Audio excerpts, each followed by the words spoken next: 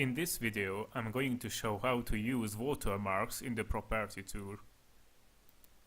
Watermarks are used when you want to protect the tool from unwanted screen capturers.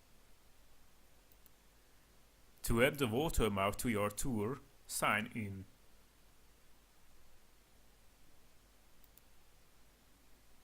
After signing in, click on the protection menu.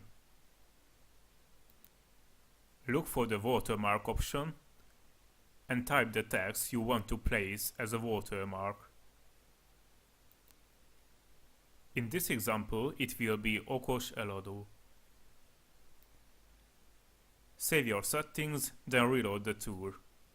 After reloading, you can see that the text appears everywhere in the tool.